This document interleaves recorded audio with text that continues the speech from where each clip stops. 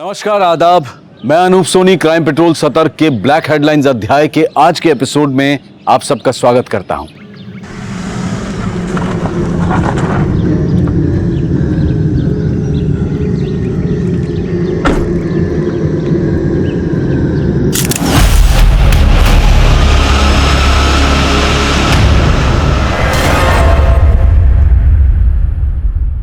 ये है हमारा मुरुड। हमारा मुरुड पहले बीच के लिए और पानी के अंदर बने किले के लिए बहुत फेमस था। हाँ, लेकिन कुछ टाइम से इस जगह के लिए भी बहुत फेमस हो गया है। ये वही जगह है जहां उस लाल दुपट्टे वाली औरत का मर्डर हुआ था।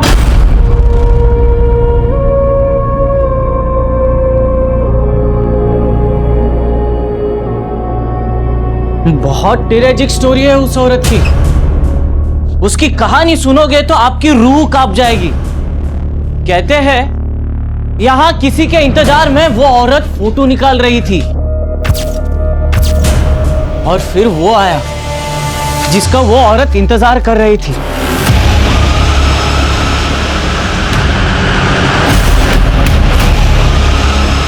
वो औरत जिसका इंतजार कर रही थी वही आदमी उसकी जान का प्यासा बन गया। उसने उसका गला दबोचा, उसकी सांसें थम रही थी, उसका गला घुट रहा था। जैसे तैसे करके वो यहाँ सीढ़ियों से नीचे भागी। इन्हीं सीढ़ियों से वो औरत अपनी जान बचाते हुए भाग रही थी कि वो आदमी ने उसको धर दबोच के यहाँ पर लाया। यहीं पर उसके साथ जबरदस्ती की। वो चिखती रही, चिल्लाती रही, लेकिन कोई भी उसकी मदद के लिए नहीं आया।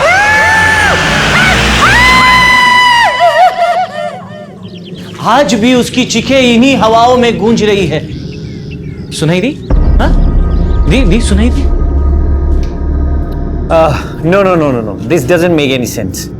क्यों फेंक रहे हो? इस तरह की तो कोई आवाजें नहीं सुनाई दे रही। सुनाई देगी साहब, सुनाई देगी। थोड़ा फील करेंगे ना तो सुनाई देगी। ये हमारे मनी साहब कभी झूठ नहीं बोलते, एकदम सच्ची घटना है ये। इधर आओ सर, इधर आओ। ये पेड़ देख रहे हो? बस इसी पेड़ पर उस औरत की लाश लटक रही थी। वो जगह और वो घटना जिसका जिक्र वो गाइड कर रहा था, वो उस क्षेत्र की एक चर्चित खबर थी। लोकल अखबारों में उसकी सुर्खियां भी छपी थी, जिसको कुछ लोकल गाइड टूरिस्ट को बड़ा चढ़ाकर बता रहे थे। लेकिन मामला संवेदनशील था। हमारे देश में जहां आए दिन रेप और मर्डर की घटनाएं होती रहती हैं, ऐसे में इन घटनाओं के क्राइम सीन को आवागमन और गाइडिंग का व्यवसाय बना देना सही नहीं था। इसलिए इस पर तुरंत रोक लगा दी गई। लेकिन जो हुआ था उसका असल सच क्या था? जो कुछ भी हुआ था वो महज 2 महीने पहले हुआ था, लेकिन वो क्यों हुआ था, कैसे हुआ था, उसकी हकीकत वाकई हैरत अंगेज थी।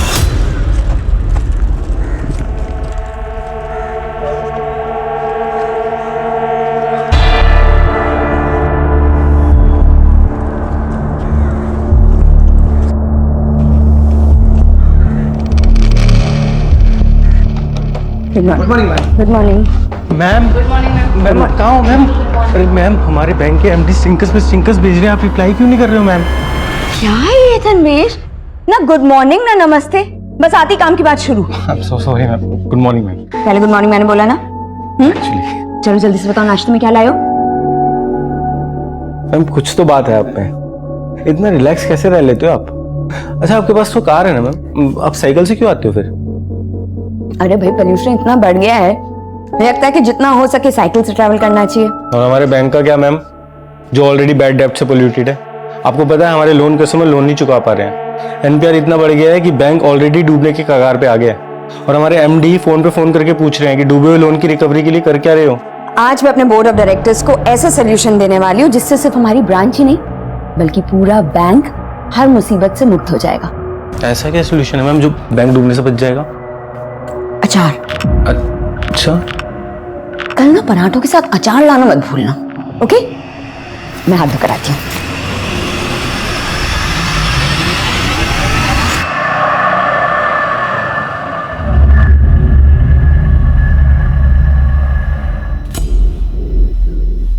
सर, ये मेरी साली है, राजेश्वरी सुडे। ये यूनिटी बैंक ऑफ महाराष्ट्र में मैनेजर है। कल सुबह से ही राजेश्वरी का कुछ पता नहीं चल रहा सर। राजेश्वरी आपके साथ रहती है? नहीं सर, वो हमारे घर से थोड़ा दूर अकेले रहती है। कल सुबह वो हमारे घर आई थी, मगर उसके बाद से वो गुड मॉर्निंग जीजू। Good morning, good morning. Good morning ताई। Good morning. अरे वाह रजी, आजकल फिटनेस पे बहुत ध्यान दे रही है। पर फिट रहने से क्या होगा, उम्र थोड़ी कम हो जाएगी। 34 की हो गई है, पता नहीं शादी कब करेगी। ताई फिर से वही बात, ये सब छोड़ 500 रुपए दे। क्यों, क्या हुआ? अरे वॉक पे निकली ना तो पर्स कैरी नहीं किया, अब सोच रही जाते हुए फ्रूट्स खरीद लूं। वो रोजाना ऑफिस के बाद हमारे घर आती है और डिनर करके ही जाती है, लेकिन कल शाम को वो घर नहीं आई और जब उसका फोन ट्राई किया तो उसका फोन भी बंद आ रहा है। हाँ सर, हमने कल बैंक में भी फोन करके पता किया था तो पता चला कि वो बैंक में भी नहीं आई थी और कल से ही उसके घर पे ताला भी लगा हुआ है। देखिए, ये भी तो हो सकता है कि राजेश्वरी आप पे किसी रिश्तेदार के यहाँ पे गई हो। आपने कुछ पता किया? सर वो हमारे अलावा हमारी छोटी बहन के घर जाती है, मैंने उसको भी कॉल किया था पर वो वहां भी नहीं गई थी। हाँ योगी ताई। माऊ, राजी तेरे यहाँ आई है क्या? नहीं तो क्या हुआ ताई, आप ऐसे क्यों पूछ रहे हो? देखिए, राजेश्वरी एक वर्किंग वूमेन है, ये भी तो हो सकता है कि वो अपनी मर्जी से कहीं गई हो। पर सर उसका फोन बंद आ रहा है। ठीक है, अभी आप थोड़ा वेट कीजिए, अगर कुछ नहीं पता चलता तो हम एक्शन लेते हैं।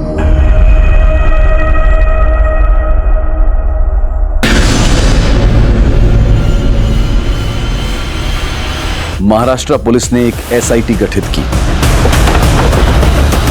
सर, कुछ लोकल मछुआरों ने सबसे पहले लाश को लटके हुए देखा था। काफी ब्रूटल मर्डर है। लड़की को नीचे उतारने का इंतजाम करो। आइए सर,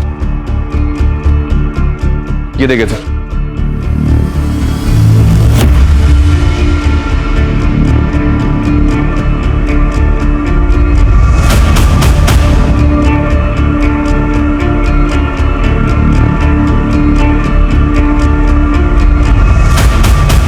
इस लड़की का रेप वहां ऊपर खंडर में किया गया होगा जहां पर हमें खून के धब्बे मिले।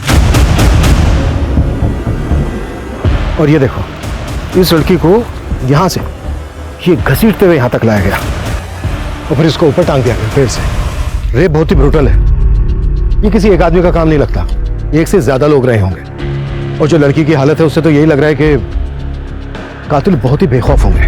Right sir. सर, ऊपर जो एक कैमरा मिला इसके अंदर कुछ फोटोग्राफ्स हैं, ये देखिए। खंडर की फोटोग्राफ्स हैं, आसपास के इलाके की फोटोग्राफ्स हैं। हो सकता है ये लड़की कोई टूरिस्ट हो। यहाँ पर जितने भी गाइड्स हैं सबसे बात करो और आसपास की शॉप, होटल्स, इनमें भी पता करो। हो सकता है इस लड़की के बारे में कुछ पता चल जाए। सर, इस लड़की की पॉकेट्स में कुछ नहीं मिला, सिर्फ ये लोटस पार्किंग की रसीद मिली है राजापुरी की। सर, कार का नंबर लिखा है लेकिन पूरा नहीं लिखा है। कार का नंबर है 3715, 9 फरवरी की, 2 दिन पहले की, लोटस पार्किंग। चलो लोटस पार्किंग चलते हैं। सर,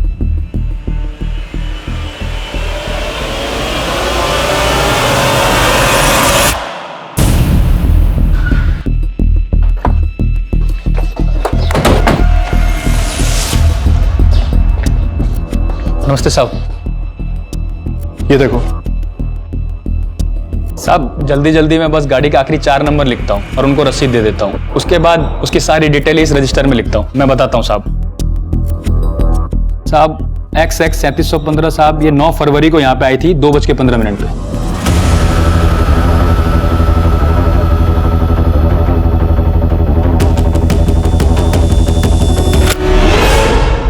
ये तो वही लड़की है जिसकी लाश मिली थी हमें। सर, ये गाड़ी कब लेके गई यहाँ से अपनी? साहब 1 मिनट बताता हूँ साहब, लगभग 40 मिनट बाद 2:55 पे। अभिषेक सर, तुरंत पता करो ये गाड़ी किस एड्रेस पे रजिस्टर्ड है। सर, राजी ताई ने हम बहनों के लिए इतने सेक्रीफाइसेस किए, मैं मान ही नहीं सकती कि वो हमें बिना बताए कहीं जा सकती है। माऊ, जो सामने आ रहा है उसका कुछ तो मतलब होगा ना। तुम्हारे लिए इसका गलत मतलब भी होगा कुणाल, लेकिन इसके पीछे अगर तुम्हारा कोई गलत मकसद हुआ तो। किस मकसद की बात कर रही है आप ताई? तुम तो बात ही मत करो। मैं देखता हूँ।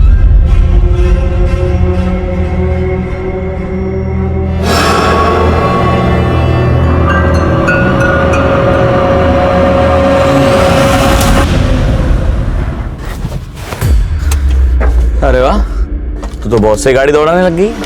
पर अफसरों की गाड़ियां कब तक दौड़ाएगी? मैं क्रिमिनल्स दौड़ाती हूँ, अफसर की गाड़ी दौड़ाने के लिए पुलिस में भर्ती थोड़ी ना हुई थी। ठीक है मैडम, हम जानते हैं आपको खतरों से खेलने का शौक है, पर मेरे बारे में भी तो कुछ सोचो। तेरे बारे में तो सोच रही हूँ, इसीलिए तो तुझे ये टेम्पो लेकर दिया। अच्छा, अब मुझ पे ध्यान देना बंद कर और कमाई पर ध्यान दे। चल मैं निकलती हूँ। Okay madam.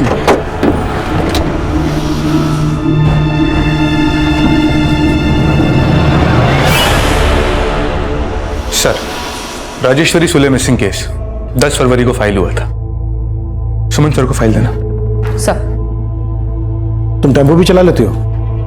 सर एक्चुअली वो टेम्पो मेरे हस्बैंड का है, लेट हो रही थी तो। महेश, राजेश्वरी मर्डर केस में तुम्हारी इन्वेस्टिगेशन कहां तक पहुंची? सर, केस फाइल होने के ठीक बाद ही राजेश्वरी की छोटी बहन को उसका एक मैसेज आया था। सर मैसेज में लिखा था कि राजेश्वरी मुंबई में है और कांटेक्ट करेगी कुछ दिनों में। सर, लेकिन राजेश्वरी का फोन लगातार बंद आ रहा था। सिर्फ एक मैसेज करने के लिए वो अपना फोन ऑन करे, ये बात कुछ समझ में नहीं आई, इसलिए हमने उसे घर में भी छानबीन की।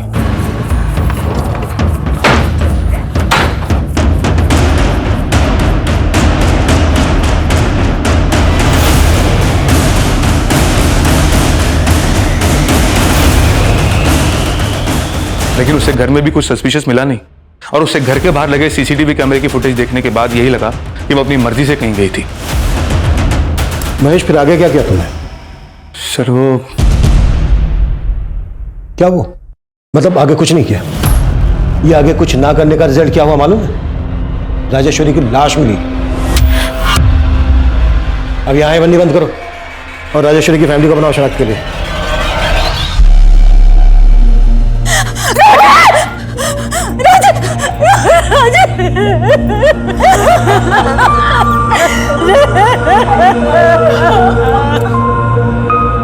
पुलिस उस एरिया के सेक्स ऑफेंडर्स को भी तलब कर रही थी और स्थानीय होटल्स, दुकानदार और टूरिस्ट गाइड से भी पूछताछ की जा रही थी।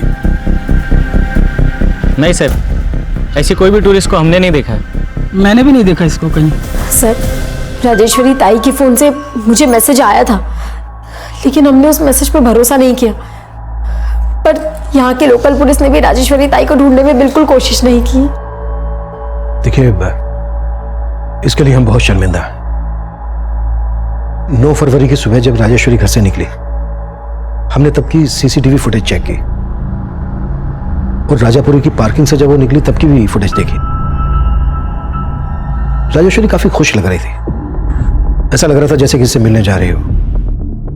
राजेश्वरी का कोई अफेयर, कोई बॉयफ्रेंड? नहीं सर, ऐसी कोई बात नहीं थी।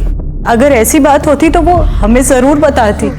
हम तो खुद उसकी शादी करवाना चाहते थे, लेकिन राजेश्वरी खुद शादी नहीं करना चाहती थी। राजी, तूने माहू की तो शादी करवा दी, अब तू अपनी शादी के बारे में भी तो सोच। तू कब शादी करेगी? राजी ताई को अपने बारे में सोचने की फुर्सत कहाँ है? हमें इनके लिए लड़का ढूंढना पड़ेगा। सही कहा। प्लीज, मुझे ना तुम दोनों की तरह ये घर गृहस्थी के झंझट में बिल्कुल नहीं फंसना। अच्छा जी, तो तुम्हारा कहने का मतलब है कि हमने शादी कर ली और घर गृहस्थी के झंझट में फंस गए? और नहीं तो क्या? अरे काय मस्त दिसतंय तिघी, हा? ट्रेनच्या बोगी सारखा। पण एक सेकंड, मालिश नाही, एक दूसरे को गुदगुली करो। क्या? अरे मस्त फोटो आएगा, बघा बघा इकडे। अच्छा, अगर हम मान लें जैसा कि आप लोग सोच रहे हैं कि वो मैसेज राजेश्वरी ने नहीं भेजा होगा, तो फिर किसने भेजा होगा? आप लोगों को शक है किसी पर? सर, उसका तो कोई पता नहीं, लेकिन राजेश्वरी के गायब होने के बाद उसका एक कलीग यहाँ आया था। देखिए, राजेश्वरी मैम ने सिर्फ आप लोगों को हैरान नहीं किया, उनके फैसले से पूरा बैंक हैरान है। बैंक हैरान था मतलब? जी, उन्होंने रिजाइन कर दिया था। एमडी सर को रेजिग्नेशन भी मेल कर दिया था उन्होंने। राजेश्वरी उस बैंक में 10 साल से थी। हमें तो विश्वास ही नहीं हुआ कि वो ऐसे रिजाइन कर देगी। नहीं मैडम, मैं इस बार नहीं कर पाऊंगी। देखो कविता, तुम इस तरीके से पीछे नहीं हट सकती हो, और तुम ही कहती हो ना कि तुम्हें मेरी तरह कामयाब बनना है, तो मेरी तरह सोचना भी पड़ेगा। ये रखो रखो, और हाँ, आइंदा अगर ऐसी बात की तो मुझसे बुरा कोई नहीं होगा।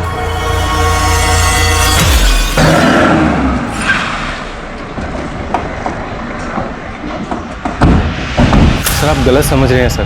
राजेश्वरी मैम के गायब होने से पहले ही उन्होंने रिजाइन कर दिया था। 8 फरवरी की शाम को, उस दिन वो ऑफिस में तो थी, खुशी खुशी मुझे सी ऑफ करके गई थी। मैम, कल के ब्रेकफास्ट का मेन्यू ना मैं आपको रात को मैसेज कर दूंगा, आप ना प्रूव कर देना। ठीक है, जो भी है, बस अचार मत भूलना।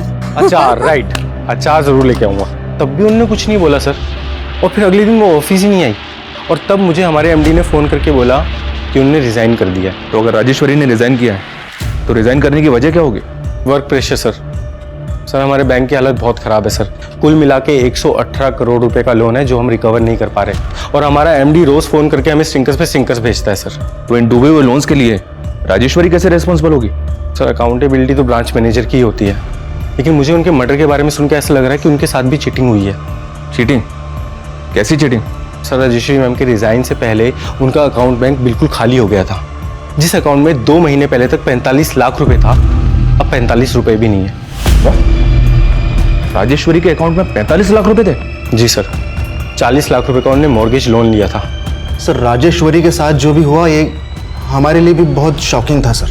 शॉकिंग तो ये भी था कि रिजाइन देते ही उसका मर्डर हो गया। आई होप इसके तार आपके मैनेजमेंट से ना जुड़े हो। सर ये महज एक इत्तेफाक है सर। इत्तेफाक तो ये भी है कि जो मैनेजर पिछले 10 साल से बैंक में काम कर रही थी वो अचानक से रिजाइन कर देती है। सर शायद वो मेरी बात से हर्ट हो गई थी। सर मैंने उसे हमारे ब्रांच के लोन डिफॉल्टर्स की रिकवरी के लिए सजेशंस मांगे थे, पर उसने जो भी सजेशंस दिए बहुत बकवास थे। हेलो राजेश्वरी, ये क्या ईमेल्स भेज रही हो तुम? हाँ? एक तो तुम लेट रिप्लाई करती हो, ऊपर से ये फालतू सजेशंस लिखकर भेजती हो मुझे। नहीं सर, मेरा सजेशन फालतू का नहीं है।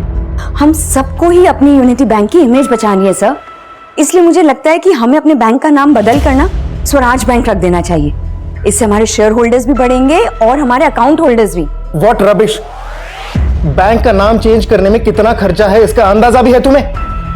तुम्हारे ये बकवास आइडियाज अपने पास रखो, यू अंडरस्टैंड दैट? और सर फिर उसने अचानक से रेजिग्नेशन मेल कर दिया। मेल में उसने क्या लिखा दिखाएंगे? हाँ सर, उसमें लिखा था कि बैंक उसके सजेशंस नहीं मान रही है इसलिए वो रिजाइन कर रही है। राजेश्वरी के रेजिग्नेशन मेल का कंटेंट उसके एटीट्यूड का एक अनोखा पहलू रख रहा था, लेकिन ये मेल, ये मैसेजेस राजेश्वरी ने ही भेजे हैं, इसकी जांच हो रही थी। और पिछले 2 महीने में राजेश्वरी अपने अकाउंट से 45 लाख रुपए निकाल चुकी थी। और चौंकाने वाली बात यह थी कि जिस घर को गिरवी रखकर राजेश्वरी ने 40 लाख का लोन लिया था, वो घर राजेश्वरी और उसकी बहन दोनों की पैतृक संपत्ति थी। लेकिन मौजूदा वक्त में वो घर राजेश्वरी के नाम था, जो इस केस में जायदाद में विवाद होने का अंदेशा भी दे रहा था। नहीं सर, हम बहनों के बीच में कभी कोई विवाद नहीं था। तो घर अकेले राजेश्वरी के नाम कैसे हुआ? क्योंकि राजेश्वरी ताई ऐसा चाहती थी कि हम वो घर उनके नाम कर दें। ताई देख, मैं जानती हूँ कि उस घर पे तुम दोनों का बराबर का हिस्सा है, पर अभी ना मैं तुम दोनों को 5-5 लाख रुपए दे रही हूँ। थोड़ा टाइम दो ताई, बाकी के पैसे भी दे दूंगी। बात पैसों की नहीं है राजी, लेकिन तुझे अचानक से घर अपने नाम क्यों चाहिए? वो कोई वजह है ताई, मैं अभी नहीं बता सकती। माझा पर विश्वास ठेवा। सर राजेश्वरी ताई ने बहुत कुछ किया हम बहनों के लिए। योगी ताई की शादी के बाद बाबा गुजर गए थे, उनकी शादी का बहुत कर्जा था, लेकिन राजेश्वरी ताई ने दिन रात एक करके वो सारा कर्जा चुकाया था। बचपन से ही मेरी छोटी बहन महेश्वरी का पैर खराब था, इसलिए खुद मजली राजेश्वरी ने शादी ना करके पहले महेश्वरी की शादी करवाई।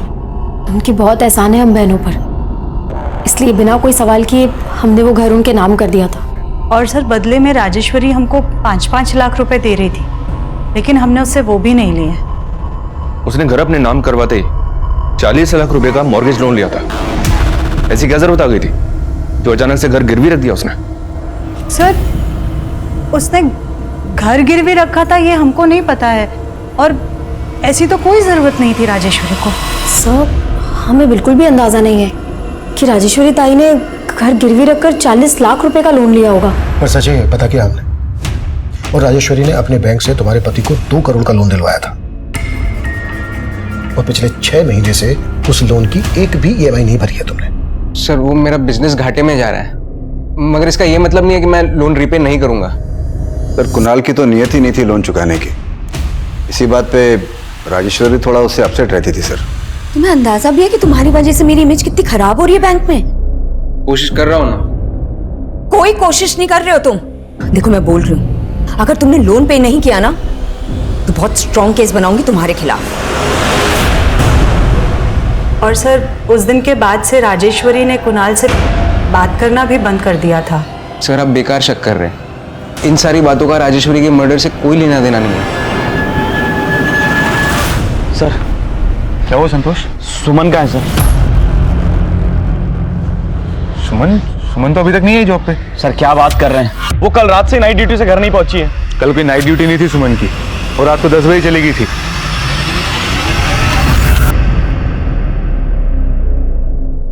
ये तो कमाल ही हो गया सर। राजेश्वरी के केस ने हमारे सर की छत ही छीन ली। अभी कुछ दिन के लिए यहाँ खुले में काम करना पड़ेगा। कोई नहीं, खुले में दिमाग और काम करता है। तो चाय नहीं रुकनी चाहिए। छोड़ो,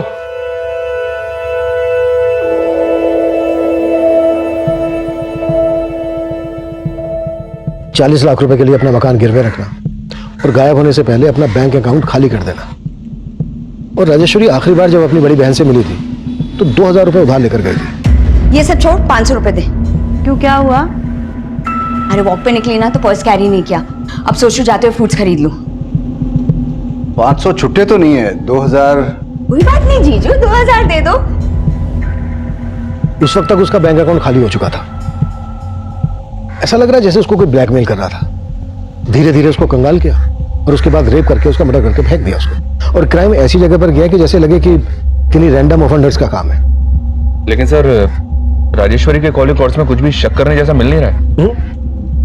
राजेश्वरी की जिंदगी तो संदेहों से भरी पड़ी है। उसकी गाड़ी नहीं मिली अभी तक। उसकी गाड़ी ढूंढने पर जोर दो, शायद उस समय कोई लीड मिल जाए।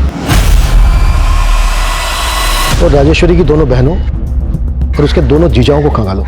राजेश्वरी के घर की भी अच्छे से तलाशी लेनी होगी। सर इंस्पेक्टर महेश की टीम की एसआई सुमन अचानक से कहीं गायब हो गई है सर। व्हाट? ये महेश और उसकी टीम ने राजेश्वरी को ढूंढने की कोशिश ही नहीं की, और अब जब से हम इस केस पर आए हैं उनकी टीम की एसआई सुमन गायब हो गई। माजरा क्या है ये? वॉचमैन दरवाजा खोलो, ब्रेक खत्म हुआ। वॉचमैन बंद करो उसको। गाइस हमारा ये लंच ब्रेक है ना, परमानेंट ब्रेक बन गया है। हमारा बैंक गवर्नमेंट ने टेक ओवर कर लिया है। हमारे एटीएम ऑनलाइन ट्रांसफर सब सीज हो चुके हैं। अभी हजार रुपए निकालने के लिए बाहर हजारों की लाइन लगेगी। हमारी वाट लगने वाली है। ये केस कई उतार चढ़ाव देख रहा था और चौंकाने वाला पहलू एएसआई सुमन का गायब होना था।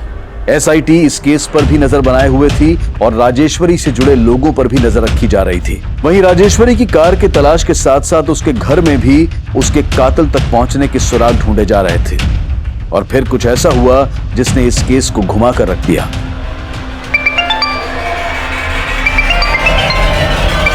हाँ बोलो।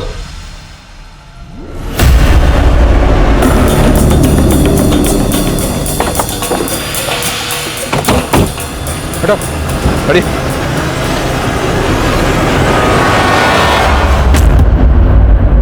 राजेश्वरी की कार में एएसआई सुमन की लाश। लगता है सुमन के साथ भी ब्रूटल रेप किया गया है। राजेश्वरी को रेप करके पेड़ से लटका दिया गया और अब राजेश्वरी की कार में हमें एएसआई सुमन की लाश मिलती है। अब तक हम ये मानकर चल रहे थे कि किलर ने ही राजेश्वरी की कार को गायब किया होगा। तो क्या जो राजेश्वरी का कातिल है उसी ने सुमन को भी? लेकिन सर सुमन को गायब करने के पीछे इंस्पेक्टर महेश सुमन के पति पे शक जता रहा था। सर सुमन ने संतोष से दूसरी शादी की थी क्योंकि संतोष सुमन का देवर है। एक मिनट, तुम्हें सुमन के पति संतोष पर शक क्यों है? क्योंकि सर सुमन का पहला पति उसको बहुत मारता था, फिर वो उसको छोड़कर दुबई चला गया और उसके बाद संतोष ने सुमन से शादी कर ली। और अब जब संतोष भी सुमन के साथ मारपीट करने लगा तो सुमन बहुत परेशान थी। सर संतोष की वजह से मैं काम पर फोकस नहीं कर पा रही हूँ और उसको मेरा घर लेट आना पसंद नहीं है, इसलिए मैं सोच रही हूँ कि मैं जॉब ही छोड़ दूँ। सर मैंने उसके पति से बात करके उसको काफी समझाने की भी कोशिश की थी, लेकिन अब जब सुमन की लाश मिली है तो मुझे पूरा यकीन है कि संतोष ने सुमन का कत्ल किया।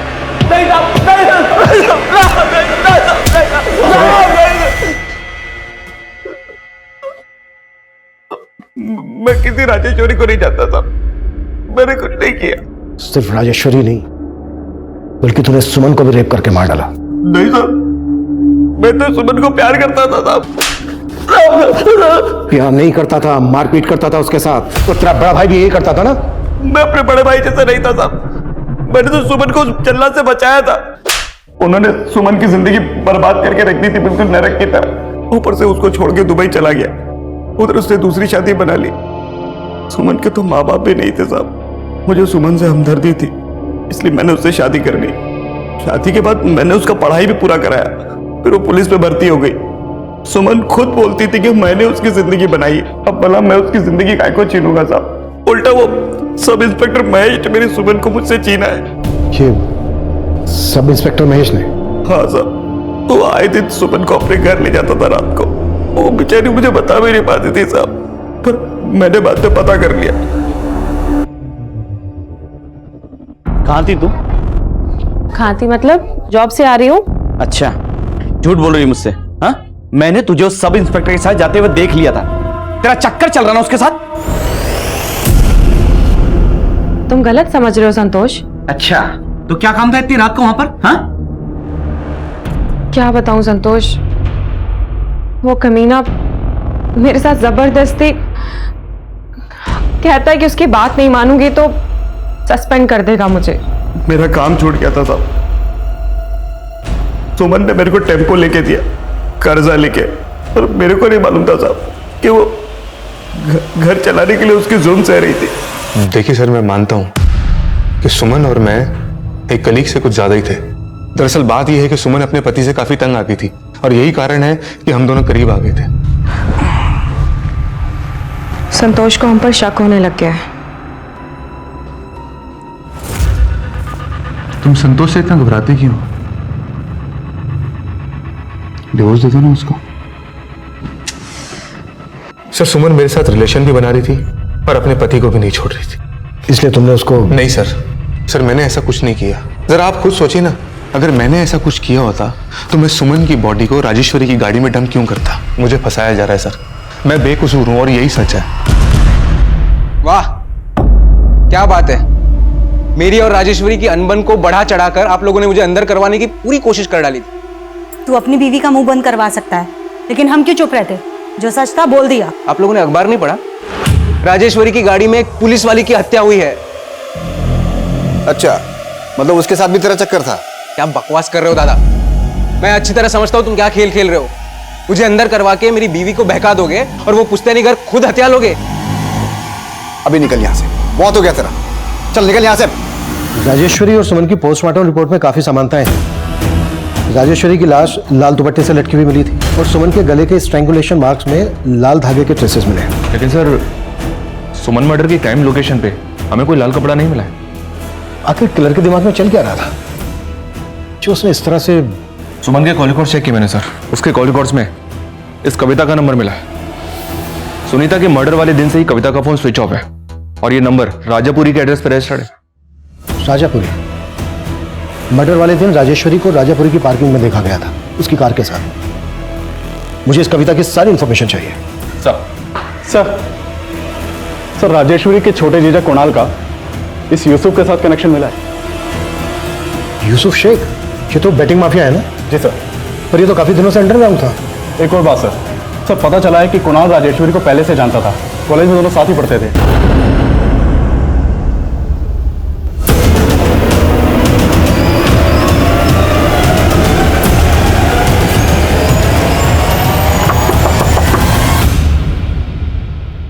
कविता यही रहती है? जी साहब, कविता मेरी छोटी बहन है। कहाँ है वो? साहब मुझे नहीं पता, मैं खुद परेशान हूं उसके लिए। उसका फोन भी बंद आ रहा है साहब। अभी मेरी बात ध्यान से सुनो। ये ऐसा ही लेडी सुमन का मर्डर हो गया और कविता सुमन को कॉल करती थी। अगर हमसे कुछ भी छुपाया ना तो साहब मैं कुछ नहीं छुपाऊंगा, बल्कि मैं ये भी बता देता हूं जो कविता ने मुझे किसी को कहने मना किया था। क्या कहने से मना किया था? साहब वो कविता सुमन मैडम की खबरी है। क्या? कविता सुमन की खबरी? जी साहब, एक बार कविता ने किसी चोर को एक औरत की चेन खींच के भागते हुए देखा था। कविता ने उसे पकड़ लिया। उसी दौरान सुमन मैडम की और कविता की मुलाकात हुई। बहुत बहादुरी का काम किया तुमने कविता। क्या करती हो? मैडम जी मैं काम ढूंढ रही हूँ, लेकिन पढ़ाई लिखाई कम होने के कारण मुझे कहीं पर काम ही नहीं मिलता है। मेरे लिए काम करोगी? और तभी से कविता को सुमन मैडम ने अपनी खबरी बना लिया। ना सिर्फ खबरी, कविता की ओपन कॉलेज में एडमिशन भी करवाई सुमन मैडम ने। सर, राजेश्वरी कॉलेज में मेरी सीनियर थी और मैं छोटे मोटे जॉब्स करने के बाद अपना बिजनेस करना चाहता था। बिजनेस लोन के लिए मैंने उसकी हेल्प लेनी चाहिए। कुणाल, तुम्हारा क्रेडिट स्कोर बहुत खराब है। कोई भी बैंक तुम्हें बिजनेस लोन नहीं दे सकता। इसीलिए तो मैं आपके पास आया हूँ, प्लीज मेरी हेल्प कर दीजिए। ठीक है चलो, आई ट्राई समथिंग। पर अगर इसके बदले में मैं तुमसे कुछ मांगूं तो तुम मुझे दोगे? अरे आप बोल के तो देखिए, मैं आपके लिए कुछ भी करने को तैयार। कुणाल, मैं तुम्हें बहुत सालों से जानती हूँ। आई नो तुम एक बहुत ही सरल और अच्छे लड़के हो। अच्छा, मैंने सुना है कि तुम अपनी शादी के लिए लड़की ढूंढ रहे हो। हाँ पर दैट्स ग्रेट। मैं भी अपनी बहन महेश्वरी के लिए तुम्हारे जैसा लड़का ढूंढ रही हूँ। क्या तुम मुझसे शादी करोगे? और ये लोन तुम मुझ पे छोड़ दो, आई हैंडल इट। लेकिन उसने मेरी मजबूरी का फायदा उठाकर अपनी अपाहिज बहन से मेरी शादी करवाई। ऊपर से पैसे ना लौटाने की वजह से वो मुझे उल्टा सीधा सुनाती थी। इसलिए उससे पीछा छुड़ाने के लिए तूने यूसुफ शेख की मदद ली। अब ये तो बिल्कुल मत कहना कि तू यूसुफ को जानता नहीं है। सर, मैं बेटिंग पे पैसे लगाता था, इसलिए मेरी यूसुफ शेख के साथ बोलचाल थी। मैं क्या सर, राजेश्वरी भी यूसुफ शेख को जानती थी। राजेश्वरी यूसुफ को जानती थी? जी सर।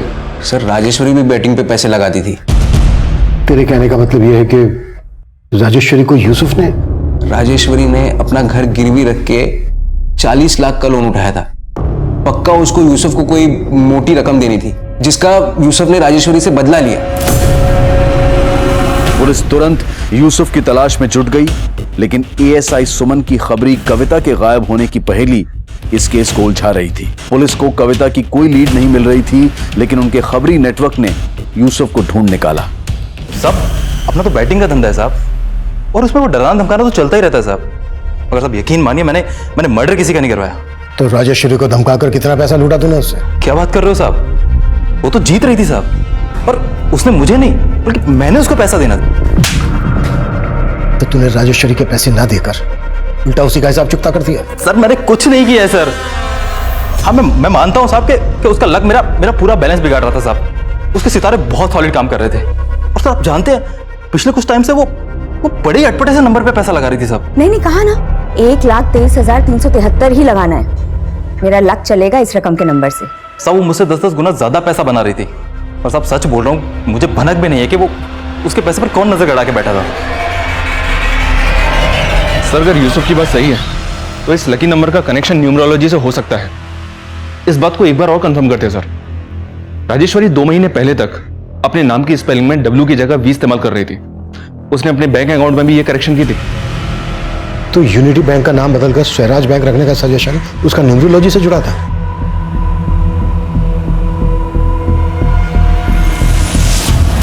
मुझे राजेश्वरी के घर में मैंने एक न्यूमरोलॉजी की किताब देखी थी, वो किताब मंगवाओ, शायद उससे हमें कुछ मिल जाए। सर,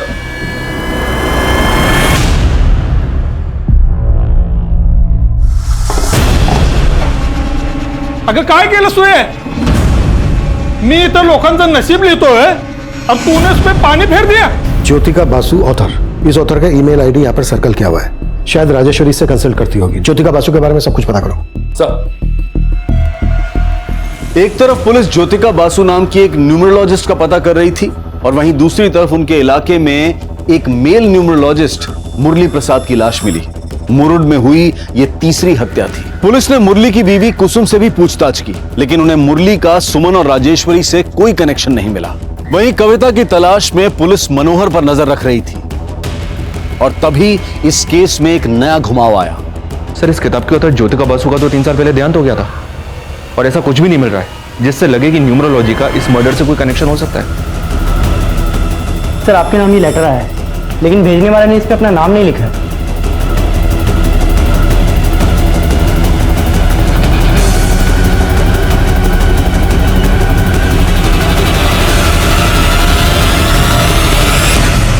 चौंकिए मत, मैं ज्योतिका बसु, राजेश्वरी, सुमन और मुरली की पुंगी मैंने ही बजाई, और 3 मार्च को आपके मुरुड में एक और शहनाई बजाने वाली हूँ। रोक सको तो रोक लो। लेकिन सर, ये ज्योतिका बासु कैसे हो सकती है? कहीं ये कविता तो नहीं जो हमें चैलेंज दे रही है? अगर ये कविता है तो इसके साथ कोई मर्द भी इन्वॉल्व होगा, क्योंकि 2 औरतों का रेप हुआ है। हम इसके चैलेंज को लाइटली नहीं ले सकते। अपनी पूरी टीम को अलर्ट कर दो, ये लोग कुछ भी कर सकते हैं। मूव।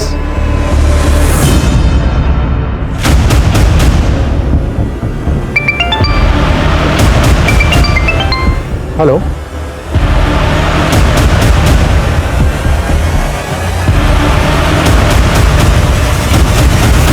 देखना कोई डेड बॉडी के पास ना आए। आइए सर, ये देखिए एक और डेड बॉडी मिली है।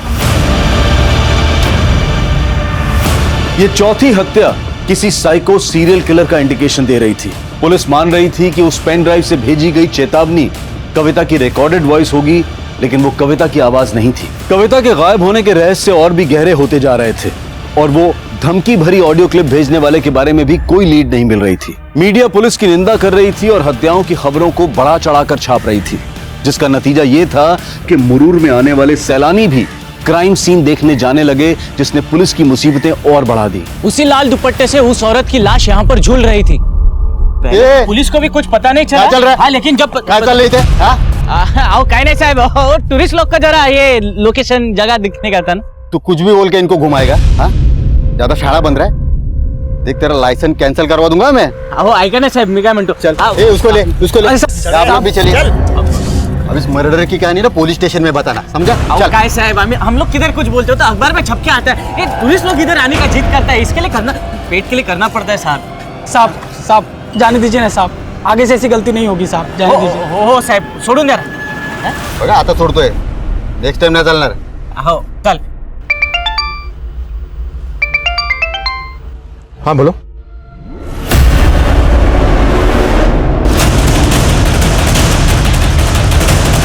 सर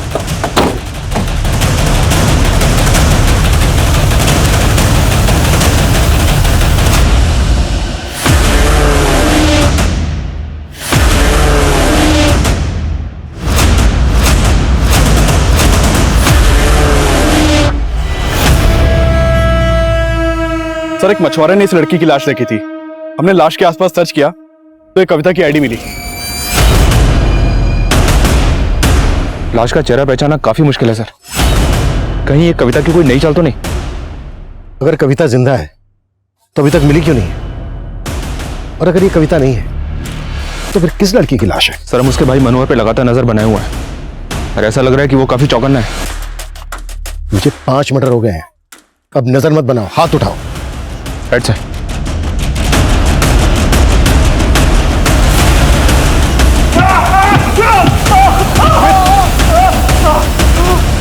चल अब बोल। मैं सच बोल रहा हूँ, कविता कहाँ है मुझे नहीं मालूम साहब। मालूम नहीं है या तू भी उसके साथ मिलकर कांड कर रहा है? बोल। अरे आई शपथ सांगतो साहब, कविता कहाँ है नहीं मालूम मुझे। राजेश्वरी की लाश हमें लाल दुपट्टे से लटकी हुई मिली थी। इस केस का इस लाल रंग से जरूर कोई गहरा रिश्ता है। अभी तक हम ये भी पता नहीं लगा पाए हैं कि पेन ड्राइव में किसकी आवाज थी। वो जरूर विक्टिम्स की किसी जान पहचान वाली औरत की होगी। एक काम करो, विक्टिम्स की जान पहचान में जितनी भी औरतें हैं सबका वॉइस सैंपल लो और पेन ड्राइव में जो आवाज है उसके साथ मैच करो।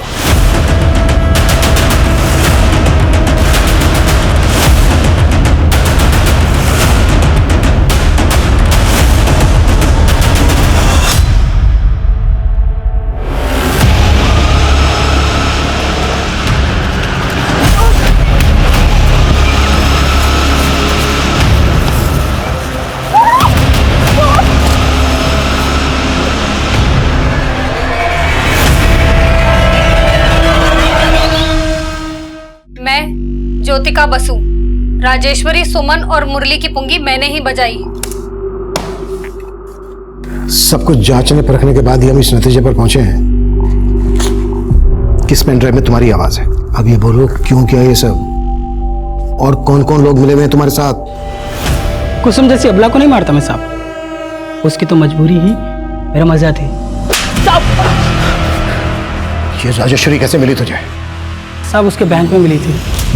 हेलो, हाय, मैं आपका कस्टमर बैंक का, याद है आपको? आपके अकाउंट खुलवाया था। हाँ? अरे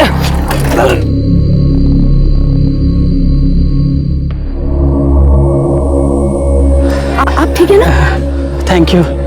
हंसी तो फंसी, और साहब ऐसी फंसी ना कि मेरी हर बात मानने लगी। और उसे ना साहब मेरी न्यूमरोलॉजी बहुत पसंद थी, बड़ी इंप्रेस थी वो। और ये ज्ञान मैंने सीखा था कुसुम के पति से, और इसी विद्या से मैंने राजेश्वरी की किस्मत एकदम सेट कर दी। केमू, तुम्हारी प्रेडिक्शन एकदम एक्यूरेट निकली। मैं सट्टे में 7 लाख रुपए जीती हूँ। बहुत बढ़िया, बहुत बढ़िया। लेकिन मेरी बात मानो, अगर लाइफ में कुछ बहुत अच्छा करना है ना तो कुछ चेंजेस करने पड़ेंगे। ये जो तुम्हारे घर का हाउस नंबर है ना, मुझे ऐसा लगता है तुम्हारे लिए लकी नहीं है। मेरी बात मानो, ये घर बेच दो। मेरी हर बात मानने लगी थी वो, लेकिन साहब इस मंदी में उसका घर बिक नहीं रहा था, तो मेरे कहने पर उसने अपना पुश्तैनी घर अपने नाम पे करवा लिया और उसमें 40 लाख का मॉर्गेज लोन लिया साहब। वो ये चाहती थी कि वो उस पैसे से फ्लैट खरीदे, लेकिन मैं तो फ्लैट खरीदवाना नहीं चाहता था, मैं तो उस पैसे को उड़ाना चाहता था ना साहब। इसीलिए मैंने उसके दिमाग में भरा कि वो जिस बैंक में काम करती है ना, अगर उस बैंक का नाम बदलवा के काम करेगी ना तो बहुत फायदा होगा। और तेरे कहते ही राजेश्वरी ने रिजाइन कर दिया, और फिर तूने राजेश्वरी को सारे पैसों के साथ मुरुड़ के उस खंडर में बुला लिया।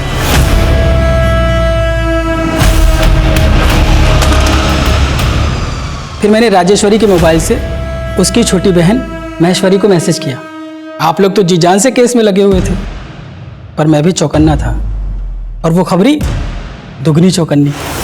मैंने देखा वो लड़की राजेश्वरी की कार का फोटो सबको दिखा रही है, मुझे भी दिखाया।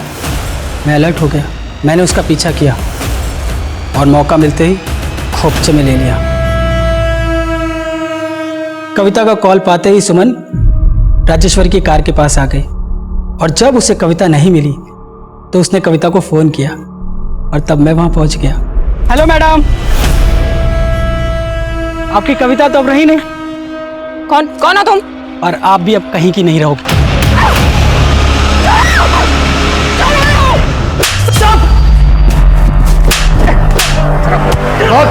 क्यों मारती है औरतों को? साहब मुझे कामकाजी औरतें बिल्कुल पसंद ही नहीं है। मेरी औरत वो भी जॉब करती थी साहब, और मुझे घमंड दिखाती थी। मैं ठहरा निकम्मा साहब। सबसे पहले मैंने उसका ही घमंड किया, उसको मार के गायब कर दिया, और फिर उसके बाद अंजलि, पुष्पा, मंजू जाने कितनी आई साहब, सबको मार दिया मैंने।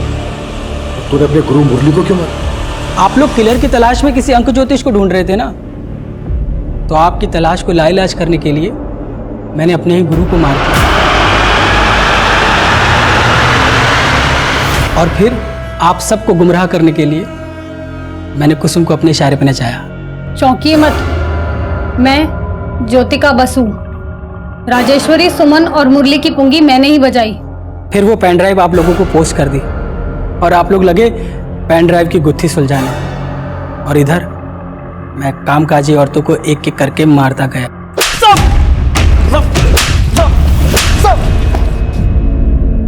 तू जो एक कामकाजी कर रहा है ना, अगर सारी कामकाजी औरतें अपना काम छोड़ दे तो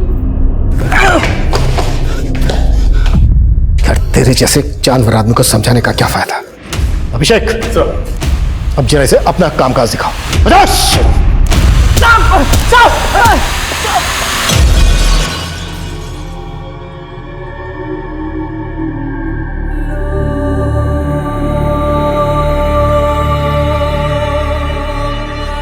औरतों को लेकर खेमू की मानसिकता आज भी हमारे पुरुष प्रधान समाज की वास्तविकता है। खेमू एक ऐसा सिरफिरा था जो अपनी बीवी समेत 15 औरतों का शोषण करके उन्हें मौत के घाट उतार चुका था। खेमू की गिरफ्तारी से हत्या और रेप के कई अनसुलझे केस सुलझ गए जो काफी अरसे से बैकलॉग में थे। कोरोना वायरस से बचाव के लिए सरकार और प्रशासन ने कई कदम उठाए हैं। ये जरूरी है कि हम उनके द्वारा दिए गए निर्देशों का सही तरह से पालन करें, अफवाहों पर विश्वास न करें, डर का माहौल न बनने दें। हमें पूरा विश्वास है कि हम सब एक साथ मिलकर इस आपदा को जड़ से मिटाने में सफल होंगे। देखते हैं हमारे आज के एपिसोड की दूसरी कहानी।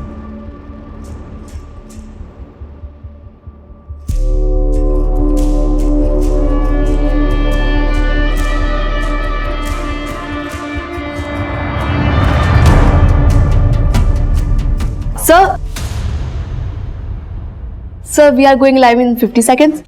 Yeah, coming. Okay, let's go. Morning. There's an article on my desk. Ready, sir? Oh, come here. Oh, just what I needed. Jadoo ki jhappi, you know. Let's go. Good morning, everyone. Mithilesh Kumar is here. Let's get this ball rolling. Focus set enough.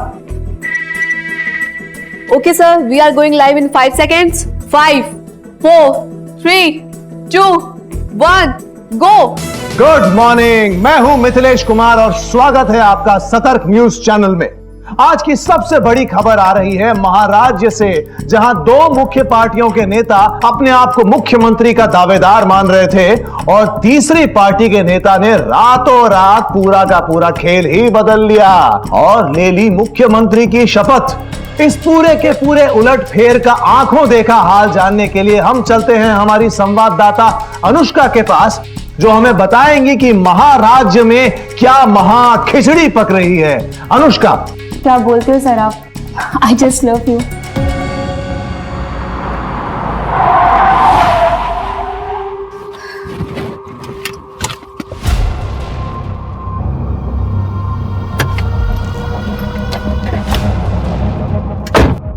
चलो phone करना मुझे, कल बात करते हैं। Bye.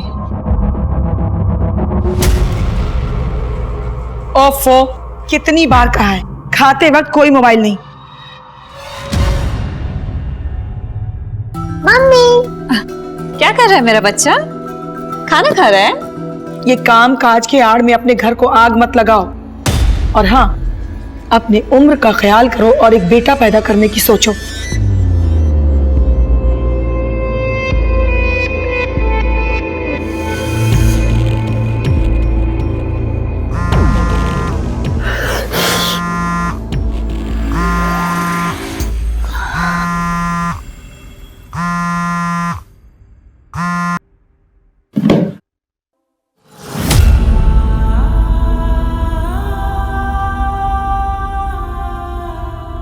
Mithilesh, मेरा show कब शुरू कराओगे?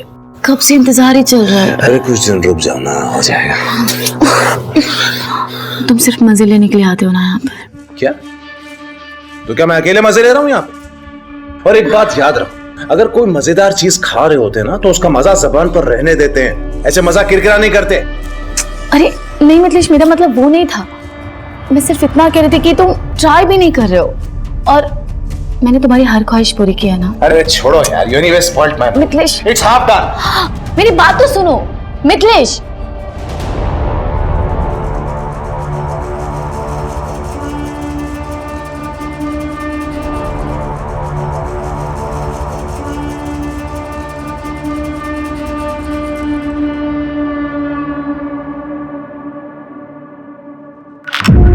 कहाँ थे तुम?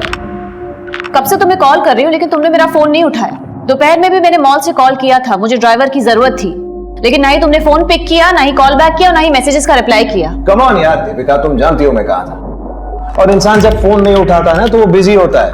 अरे हाँ, मैं तो भूल ही गई थी। मेरा पति तो आजकल बहुत बिजी रहने लगा है, लड़कियों के पीछे लीचड़ बनके।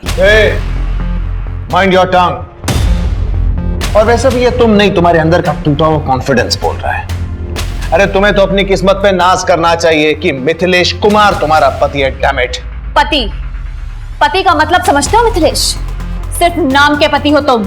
और यही नाम तुम्हारी पहचान है। Remember that.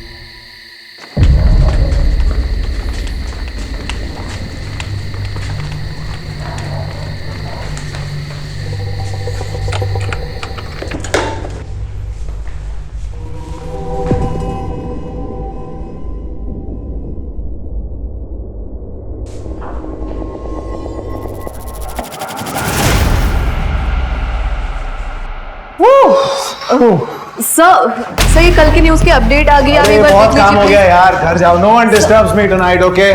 No disturbing. Read this. Come.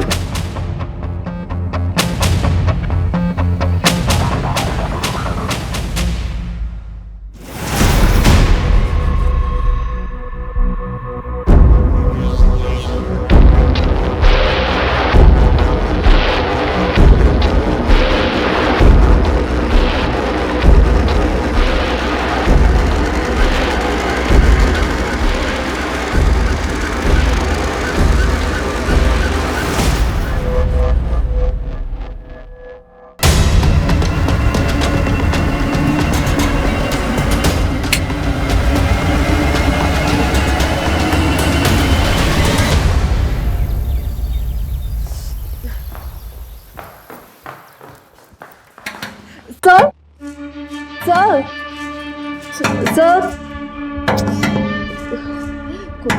Sir sir आपके घर से कॉल आ रहा है, आपका फोन बंद है शायद।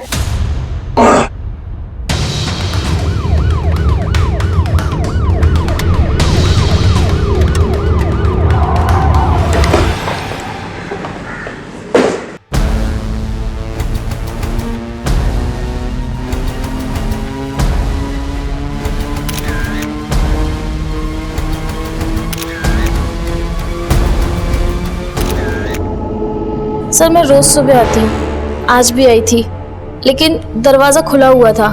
मैं अंदर आई तो माँ जी का दरवाजा बाहर से बंद था और माँ जी अंदर से जोर जोर से खटखटा रही थी। क्या हुआ? ये दरवाजा किसने बंद किया था? मिथिलेश, मिथिलेश, मिथिलेश। घर की डुप्लीकेट चाबी है ना तुम्हारे पास? हाँ सर, लेकिन उसकी जरूरत नहीं पड़ी ना, दरवाजा पहले से खुला हुआ था। घर में इतना कुछ हो गया और मुझे पता ही नहीं चला। जब सुबह में मेरी आंख खुली तो दरवाजा बाहर से बंद था। मैंने अपनी बहू को फोन किया लेकिन उसका मोबाइल स्विच ऑफ था। फिर मैंने मिथिलेश को फोन किया, उसका भी मोबाइल बंद था। फिर मैंने ऑफिस के लैंडलाइन पे पापा जो जो जो जो जो जो ओले बेबी, देखो पापा आ गए ना, अभी ठीक हो जाएगा, रोते नहीं हाँ? चल काम काम काम, गुड कर। आपके घर में इतना बड़ा हादसा हो गया और आप कहाँ थे रात भर? आपका मोबाइल भी बंद था? मेरे शो की शूट चल रही थी, वो जनता जानती है, मैं चैनल में था। रात भर शूट चल रही? देखिए सर, हाय मिथिलेश, मैं जानता हूँ आपके लिए बहुत दुख की घड़ी है, लेकिन एज यू नो हम पुलिस वालों को हमारा काम करना पड़ता है। जी हाँ सर, आपके ऑफिसर वही काम कर रहे थे। And to answer your question, जी हाँ सर, मेरी शूटिंग रात भर चल रही थी। मैं कोई सरकारी कर्मचारी नहीं हूँ या कोई 10 से 6 तक काम करने वाला आदमी नहीं। I am from media, that to news. हम 24/7 काम करते हैं। मेरी पत्नी भी मेरे ही मीडिया हाउस में काम करती थी, इनफैक्ट वो वहां रिपोर्टर थी। नहीं, ये हम सब जानते हैं। अशोक, प्राइमा फेसी क्या लगता है? सर लूटपाट का मामला लगता है। उन लोगों ने इनकी मम्मी जी के कमरे के दरवाजे को बाहर से बंद किया था। इसका मतलब वो लोग जानते थे कि गहने, जेवर, पैसा और बाकी चीजें दीपिका के कमरे में ही। कोई फोर्स एंट्री भी नहीं है, तो किसी जानने वाले का हाथ भी हो सकता है। अच्छा, कौन हो सकता है? वो तो आप ही सोच के बताइए, आपको किस पे शक है? How would I know? ये तो आपकी स्टेटमेंट है। देखिए, जहां तक मैं जानता हूं, मेरे साथ काम करने वाला हर आदमी भरोसे के लायक है। विमला जी, आपने कोई आहट तक नहीं सुनी? जी नहीं सर। देखिए, आप में से किसी को भी मेरी कोई भी मदद की जरूरत हो तो मेरा नंबर ले लीजिए, लेकिन एक बात याद रखिएगा, किसी पर भी उंगली उठाने से पहले be very sure. Sir, if I may please. Yes sure, you must. पर एक मिनट जी, आपके कमरे में जो भी सामान मिसिंग है, गहने या कैश, उसकी डिटेल लिस्ट बना के हमें दे जाइए। श्योर।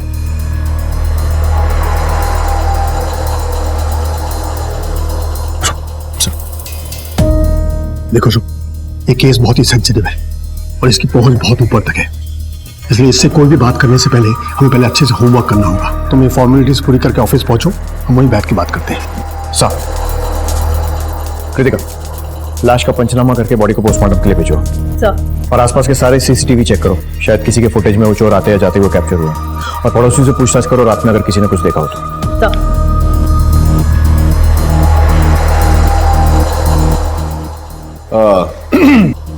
सर, ये मिसिंग चीजों की लिस्ट। डीआईजी साहब चलेंगे क्या? जी हाँ। नोएडा, जो कि एक मीडिया हब माना जाता है, वहां के एक नामी गिरामी न्यूज चैनल सतर्क न्यूज की जर्नलिस्ट और TV news anchor Mithilesh Kumar की पत्नी दीपिका की उनके ही घर में हत्या कर दी गई थी। पुलिस ने पहले से ही कमर कस ली थी। मामला मीडिया से रिलेटेड हस्तियों का होने के कारण पुलिस पर अलग अलग संस्थाओं से भी दबाव आ रहे थे।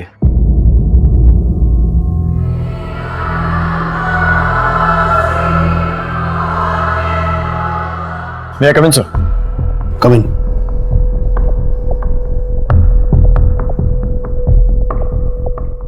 सर, ये मिथिलेश की केस फाइल। सर, उसने चोरी हुए सामान की लिस्ट दे दी है। सीसीटीवी में कोई आता जाता नजर आया था? नहीं सर, बंगले का सीसीटीवी सिस्टम 1 महीने से बंद पड़ा है, लेकिन एक टीम आसपास और मोहल्ले को खंगाल रही है, पर अब तक कोई सक्सेस नहीं मिली है। अपने वांटेड क्रिमिनल्स की लिस्ट निकालो और चेक करो कि उनमें से कोई उस वक्त वहां था या नहीं। सर सारे ज्वेलर्स और सेकेंड हैंड माल बेचने और खरीदने वाले इनको अलर्ट कर दो, अपने खबरियों को भी काम पर लगा दो। सर ये दीपिका की पोस्टमार्टम रिपोर्ट, उसके शरीर पर 18 बार वार किया गया। 18? लगता है कातिल कोई चांस नहीं लेना चाहता था कि दीपिका बच जाए, लेकिन क्यों? सर हो सकता है दीपिका ने उसका चेहरा देख लिया होगा। कृतिका ऐसा लगता नहीं है, क्योंकि विमला ने ना तो कोई आहट सुनी थी और ना ही कोई आवाज सुनी थी, और उन लोगों ने विमला के रूम का दरवाजा बाहर से बंद कर दिया था। जब सुबह में मेरी आंख खुली तो दरवाजा बाहर से बंद था। अगर वो लोग लूट के इरादे से आए थे तो विमला को भी लूटते, उसे क्यों छोड़ा? मुझे लग रहा है कि हमें दिखाया कुछ और जा रहा है और असली फिल्म कुछ और ही है। तो फिर अब हमें क्या करना चाहिए सर? दीपिका की सारी डिटेल्स निकालो, उसके मोबाइल रिकॉर्ड्स टटोलो। दीपिका एक रिपोर्टर थी तो पता करो हाल फिलहाल में कौन से असाइनमेंट्स पर काम कर रही थी। उसकी पर्सनल और प्रोफेशनल दोनों जिंदगियां खंगालो, घर, ऑफिस, आसपास जहां से जो भी इंफॉर्मेशन मिलती है लेकर आओ। सर पुलिस ने मामले की संजीदगी को समझते हुए तुरंत ही एक टीम का गठन किया और तहकीकात शुरू कर दी।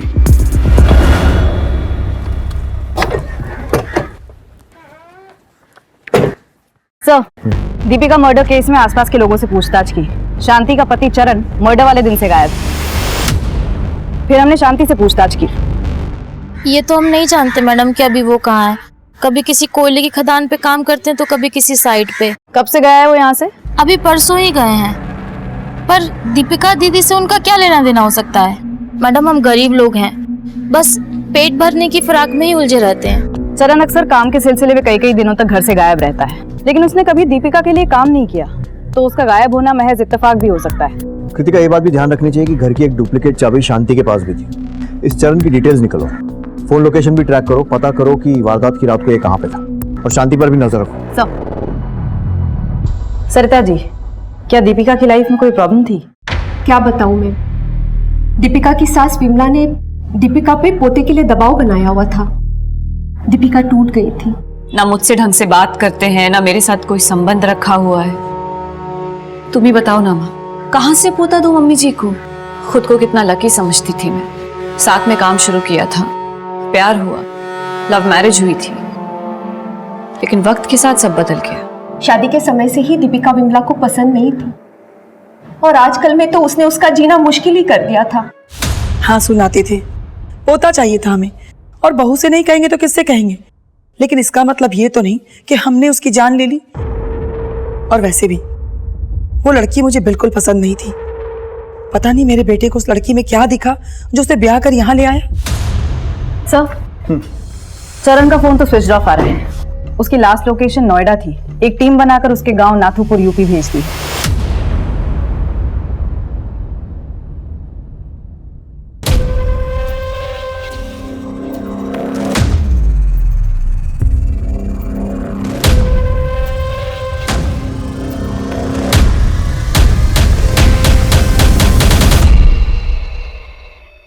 तो दीपिका के कॉल लिस्ट में एक नंबर है विजय का,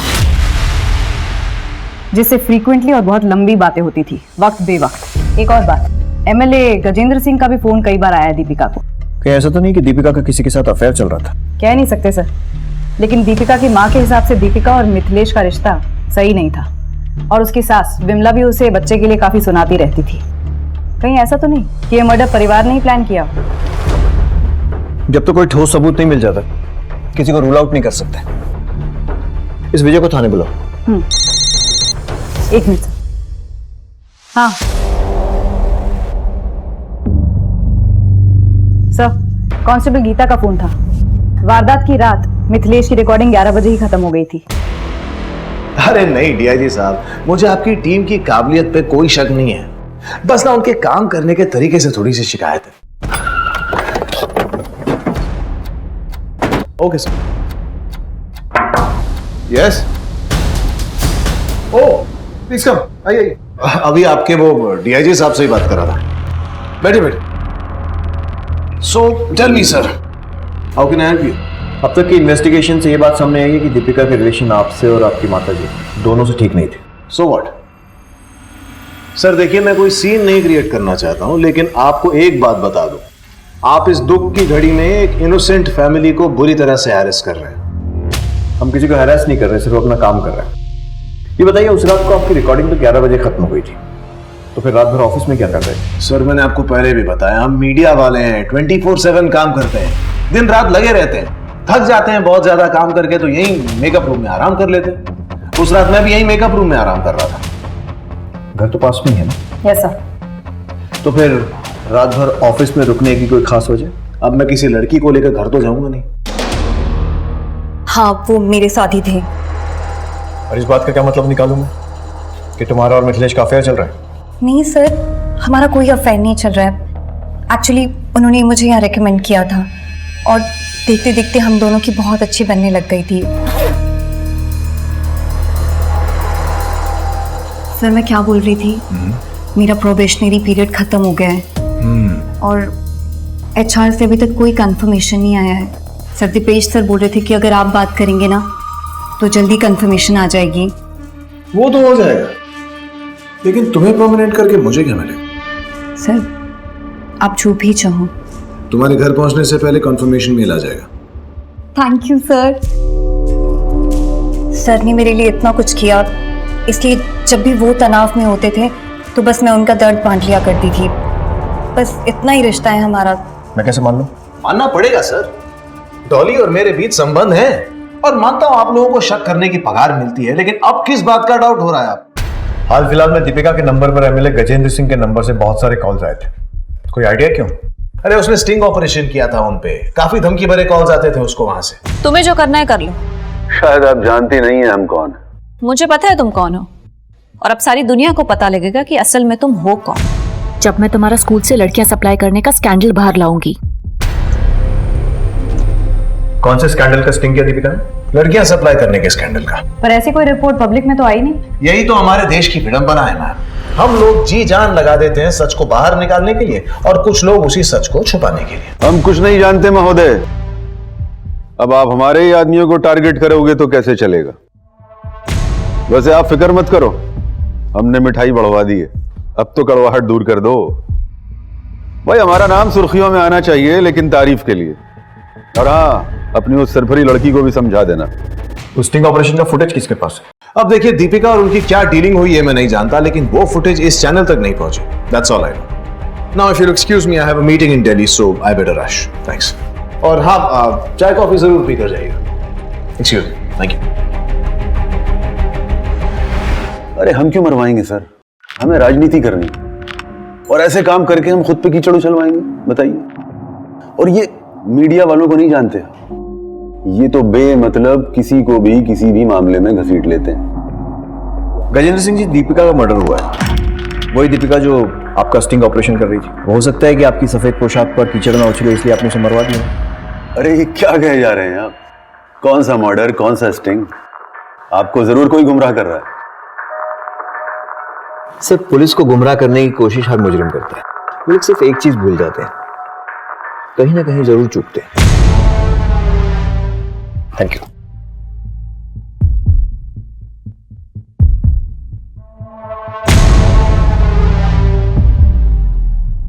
अगर वाकई में कोई स्टिंग ऑपरेशन हुआ है तो इस MLA ने दीपिका को खरीदने की कोशिश जरूर की होगी। हमें दीपिका के बैंक अकाउंट चेक करने चाहिए। सब दीपिका सच को बेनकाब करने में लगी हुई थी। वो समाज के लिए कुछ करना चाहती थी। उसने पहले भी ये जिम्मेदारियां निभाई थी। क्या दीपिका इसी का कोई खामियाजा भुगत रही थी, या फिर इस निर्मम हत्या के पीछे का राज कुछ और ही था? गजेंद्र सिंह जैसे मोटे खाल का आदमी ये कभी नहीं कबूल करेगा कि उसने कुछ किया है। जी सर, हम लोग मिथिलेश पर भी नजर रखे हुए हैं। बड़ा अजीब केस है, ना पत्नी की मौत का गम है, ना उसकी कमी खल रही है। मिथिलेश की माँ और दीपिका के बीच में भी बेटा पैदा करने को लेकर अनबन होती रहती थी। कुल मिलाकर दीपिका की फैमिली लाइफ डिस्टर्ब थी और बाहर से भी खतरा था। नो, ये गेस्ट वर्क से काम नहीं चलेगा। हमें हाथ में ठोस सबूत चाहिए। अगर तुम्हें शक है तो मिथिलेश के ऑफिस की CCTV फुटेज चेक करो। सर,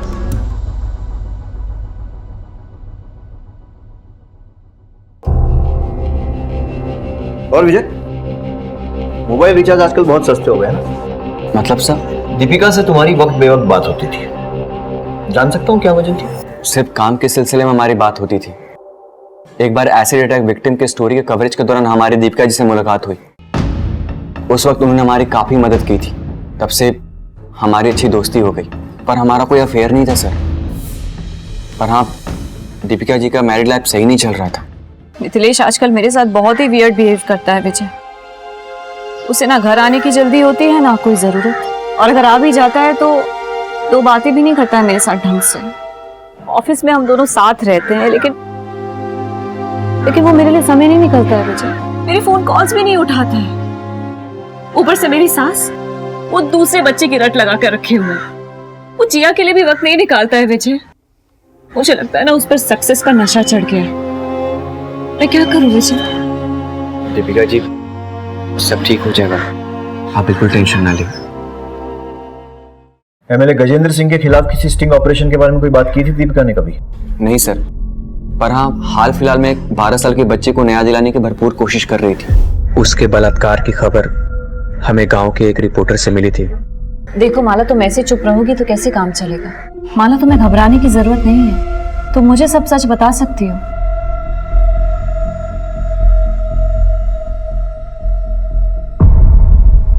बताओ माला। दीदी, गुड्डू भैया ने मेरे साथ जबरदस्ती की पर मेरी बात मानने को कोई तैयार ही नहीं। इतना बड़ा हादसा हो गया आपकी नाबालिग पोती के साथ और आप लोग हाथ में हाथ धरे बैठे हुए हैं। एक बार कंप्लेंट लिखा दो, फिर मैं भी देखती हूँ गुड्डू को सजा कैसे नहीं होती। मैडम जी, आप गुड्डू के बारे में जानती हैं ना, उसके ऊपर विधायक जी का हाथ है। आपका क्या? आप तो उकसा के चली जाओगी। उसके बाद उसके बाद हमको इसी गांव में रहना, इसी बिरादरी के साथ। हम इस पचड़े में नहीं पड़ना चाहते, हमें माफ कर दो बस। मेरी बात तो आप जाइए यहाँ से। सर, दीपिका जी ने समझाने की बहुत कोशिश की थी ताकि वो कंप्लेन करें और हम उनकी हेल्प कर सके, उन्हें न्याय दिला सके, पर वो नहीं माने।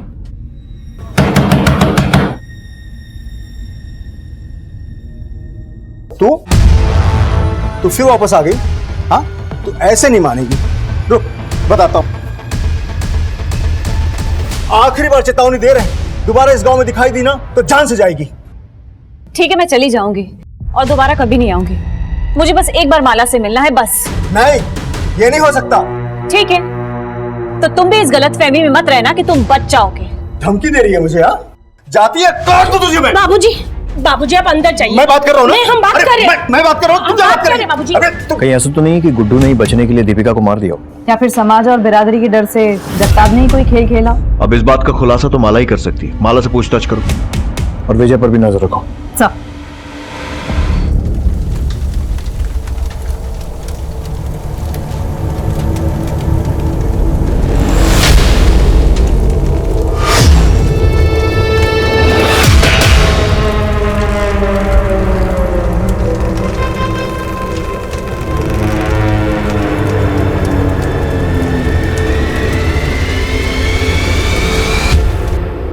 पूरी टीम ने दिन रात एक करके ये फुटेज निकाली है।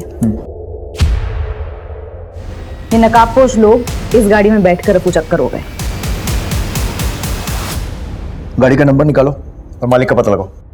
चरण का कुछ पता चला? नहीं सर, लेकिन उसकी पत्नी पर नजर रखे हुए हैं और थानों को भी अलर्ट कर दिया है।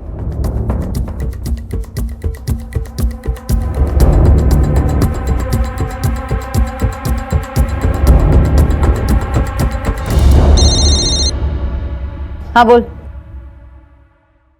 ओके सर, मिथिलेश के ऑफिस में एक लड़की है जानवी। इन दिनों मिथिलेश उस पर बड़ा मेहरबान है, जबकि कुछ दिन पहले उसकी बेइज्जती की थी। वेलकम फ्रेंड्स, मैं आपकी होस्ट जानवी शर्मा आपके सामने हूँ मेरे अपने show news on the run with Janvi. जिस शो का कॉन्सेप्ट नोट तुम्हारे चेहरे पर फेंका गया था, अब वही शो तुम होस्ट कर रही हो। News on the run with Janvi, ये यूनिक कॉन्सेप्ट लोग जरूर देखना पसंद करेंगे। आपको मेरा आइडिया कैसा लगा सर? यूनिक कॉन्सेप्ट है ये। It's a idea. स्टैटिस्टिक्स देखी है तुमने? तुम्हें क्या लगता है मैं तुम्हारी सिफारिश करूंगा और ऊपर बैठे लोग खुशी खुशी तुम्हें ये शो होस्ट करने देंगे? You're dreaming. Get a life. Sir, मुझे किसी भी कीमत पे प्रमोशन चाहिए था। मेरा खुद का शो होस्ट करने का ऑनर चाहिए था, लेकिन वो मिथिलेश कुछ कर ही नहीं रहा था। बस इसी वजह से हम दोनों के बीच में झगड़े होने लगे। और जब इस रिलेशन और झगड़ों के बारे में दीपिका को पता चला तो उसे मार दिया या फिर मरवा दिया, राइट? नहीं सर, ऐसा नहीं है। इनफैक्ट मैंने खुद इसके बारे में दीपिका को बताया था। मैं बस इतना कह रही हूँ कि आपके हस्बैंड आपके साथ लॉयल नहीं है। मैं जानती हूँ, और इतना भी जानती हूँ कि जब तक तुम जैसी लड़कियां कामयाबी के लिए समझौता करने के लिए रेडी है ना, तब तक कोई भी हस्बैंड लॉयल हो ही नहीं सकता। वैसे भी दिन भर वो जहां पर भी रहे, रात को तो आएगा मेरे पास ही। इतनी लॉयल्टी काफी है मेरे लिए जानवी, तुम जा सकती हो। और उसके बाद मैंने चैनल छोड़ दिया, लेकिन उस मिथिलेश ने अपने कनेक्शन की वजह से मुझे कहीं काम ही मिलने नहीं दिया। थक कर मुझे उसके पास वापस आना पड़ा। दुनिया बहुत छोटी है जान, और गोल भी। अब देखो ना, तुम पूरी दुनिया घूम कर आ गए लेकिन किसी ने काम नहीं दिया। वैसे मेरे पास बहुत काम है, तो शुरू करें काम।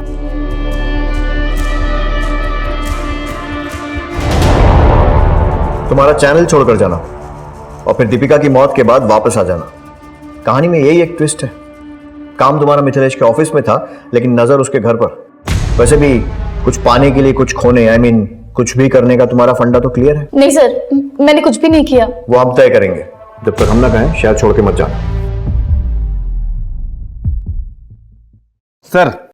सर विजय को एमएलए गजेंद्र सिंह के पीए के साथ देखा गया। विजय तू न्यूज में क्या कर रहा है? तुझे तो फिक्शन राइटर होना चाहिए। इतनी लंबी लंबी कहानियां सुनाई तूने, लेकिन सबसे जरूरी कहानी सुनाना भूल गया। तो वो भी सुना दे। एमएलए गजेंद्र सिंह से क्या रिश्ता है? वो गजेंद्र सिंह ने कुछ पैसे दिए थे पहुंचाने के लिए। कैसे पैसे? वो दीपिका जी से सबूत निकलवाने के पैसे। और तूने अपनी दोस्त को, जो तुझ पर इतना भरोसा करती थी, धोखा दे दिया। क्या करे सर, तरक्की के लिए करना पड़ता है। शाबाश। किसको पहुंचाए थे पैसे?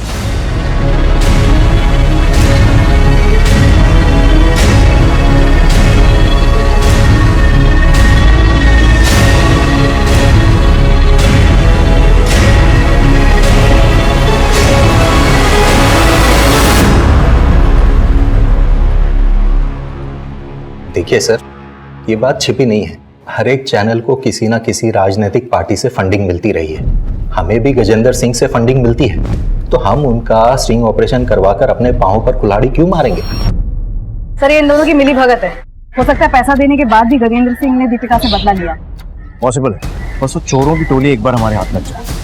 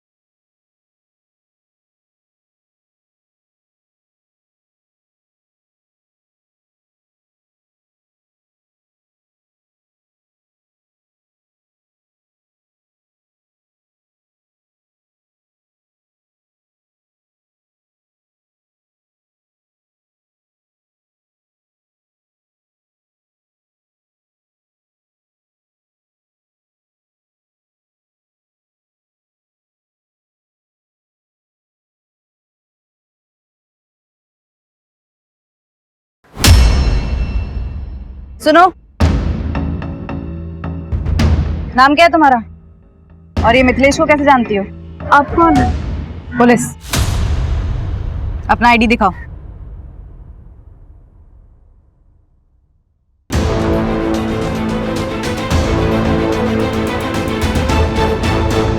देखो कोमल, डरने की कोई बात नहीं। तुम्हारा बयान हमारे केस के लिए बहुत जरूरी है। मिथिलेश की वाइफ दीपिका का मर्डर हो गया, इसलिए बिना डर बिना झिझक जो कुछ भी मैंने पूछा है बताओ। सर, वो मिथिलेश सर जब भी मुझसे मिलने आते मेरे लिए कीमती गिफ्ट्स लाते थे। मुझे भी अच्छा लगता था, लेकिन एक बार दीपिका मैम ने मुझे और मिथिलेश सर को साथ देख लिया था।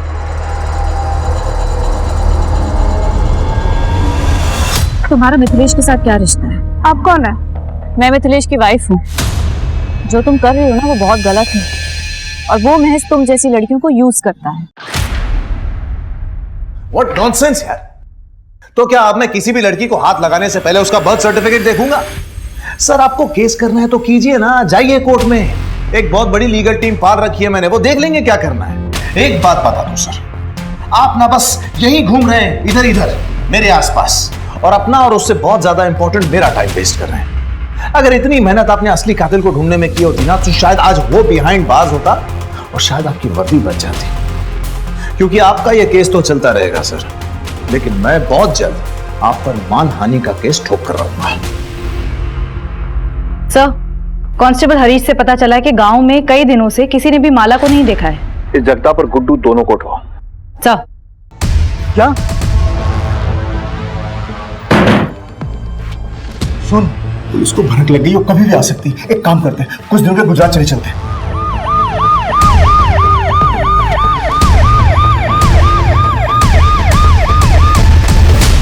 जो डर था वही हुआ, पुलिस आ गई है। पुलिस आए तो ये मत बताना कि मैं इस घर में हूं। माला कहाँ है? ओ, जगताप कहाँ है? एक उधर जाओ। अरे मैंने किया क्या? कि मैंने किया क्या? बताइए तो सही।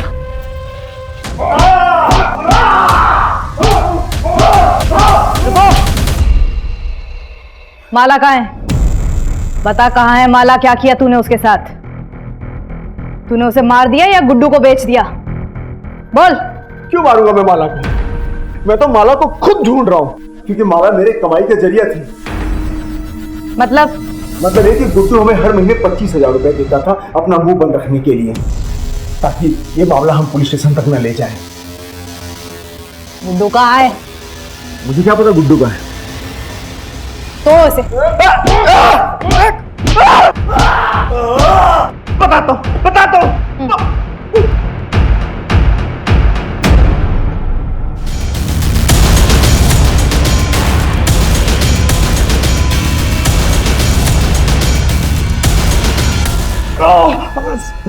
साहब मैं सच बोल रहा हूँ, मैंने माला का रेप नहीं किया साहब। और ना ही मैं किसी दीपिका को जानता हूँ, सब झूठ बोल रहे हैं साहब। जट्टा आपको किस बात के पैसे दे रहा था?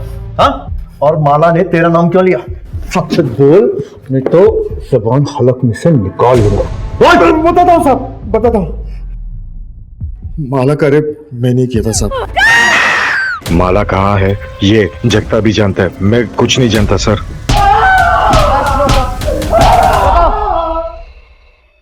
गुड्डू ने सब सच बोल दिया है। क्या किया तूने माला के साथ? कहाँ है माला?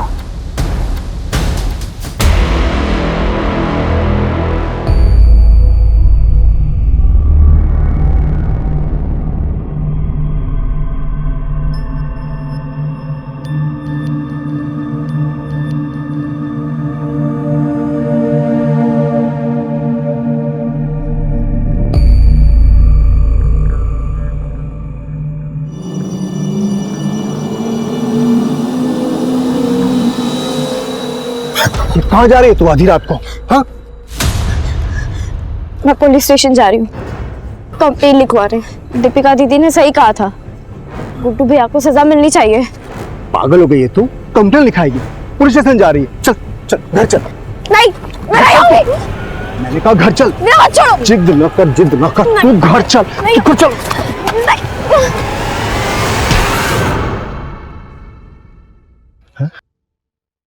माला, माला,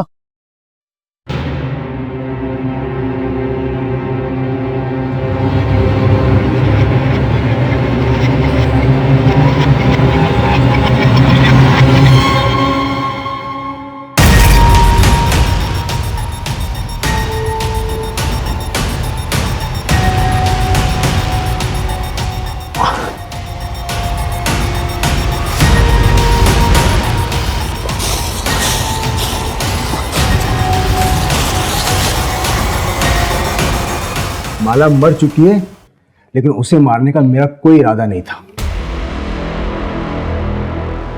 अब तक पुलिस के हाथ दीपिका के मर्डर को लेकर कोई ठोस सबूत नहीं लगा था, और ऊपर से ये प्रेशर भी था कि कोई भी ऐसी हरकत ना हो जिससे डिपार्टमेंट पर उंगली उठे। पुलिस टीम बहुत मुश्किल में थी।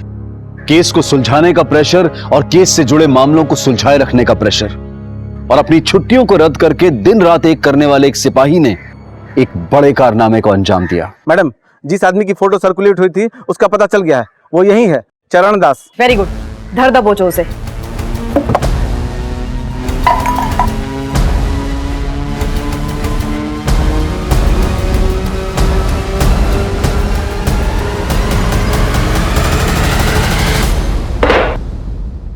आपके चरण हमारे थाने में पड़े, हम तो धन्य हो गए। मैं कुछ नहीं जानता सर, मैं तो सिर्फ चोरी के इरादे से घर में घुसा था और चोरी करके बाहर निकल गया। वो मर्डर वर्डर मैंने नहीं किया सर। 2 लोग और थे ना तेरे साथ, नाम बताओ उनके।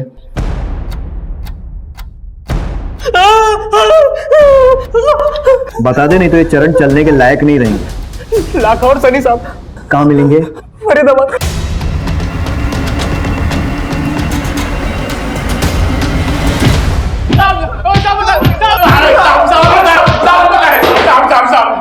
साहब हम बताते साहब, हम तो चोरी के इरादे से वहां गए थे साहब। चरण ने तो हमें ये भी नहीं बताया था हम किसके घर जा रहे हैं। तो फिर दीपिका को किसने मारा? साहब जब हम सामान लेके वापस जा रहे थे, चरण दोबारा अंदर गया था।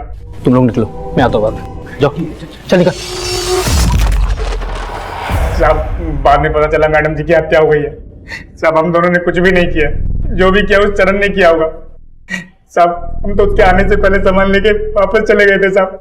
साहब हमें माफ कर दो, हमने कुछ भी नहीं किया साहब। चलिए चलिए।